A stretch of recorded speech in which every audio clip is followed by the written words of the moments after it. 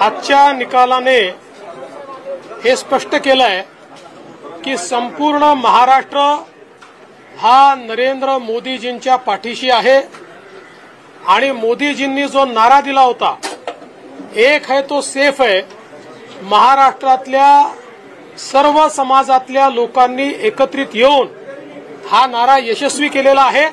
सगळ्यांनी एकत्रित मतदान केलेलं आहे आणि विशेष आभार आमच्या लाडक्या बहिणींचे देखील आहेत की ज्यांनी आम्हाला खूप आशीर्वाद दिलेला आहे।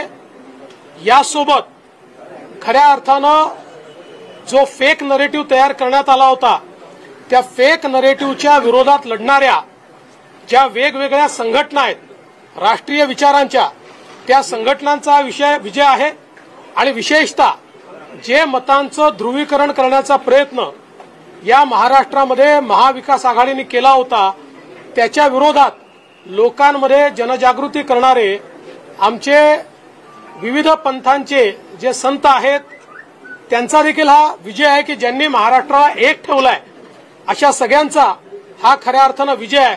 गावामध्ये, पाड्यामध्ये, तांड्यामध्ये, वाडीमध्ये, वस्त्यांमध्ये सगळीकडे जाऊन ज्यांनी हा अलख जगवला त्यांचा विजय आहे। आणि खऱ्या अर्थानं महाराष्ट्रातले आमचे महायुतीचे जे लाखो कार्यकर्ते आहेत, या कार्यकर्त्यांचा विजय आहे। माननीय मुख्यमंत्री एकनाथराव शिंदेजी, मी, अजितदादा, आमचे रामदास आठवलेजी, आमचे सगळे मित्रपक्ष, आमच्या एकजुटीचा हा विजय आहे। त्याच्यामुळे मला असं वाटतं की प्रचंड मोठा अशा प्रकारचा विजय आज मिळालेला आहे। असं लोकशाहीची हीच खरी मला असं वाटतं गंमत आहे की लोकशाहीमध्ये कोणाला जनता डोक्यावर घेईल आणि कोणाला जनता धाराशायी करेल हे सांगता येत नाही। या निवडणुकीने पुन्हा एकदा ते दाखवून दिलं। या बाबतीत माननीय अमितभाई शहांनी प्रेस कॉन्फरन्समध्ये क्लिअरली सांगितलेलं आहे, मुख्यमंत्रीपद हे कुठल्या निकषावर नाही, मुख्यमंत्रीपद तीनही पक्षाचे नेते एकत्रित बसून ठरवतील।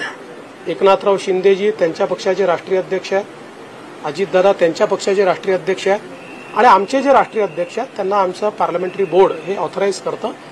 ते बसून जो निर्णय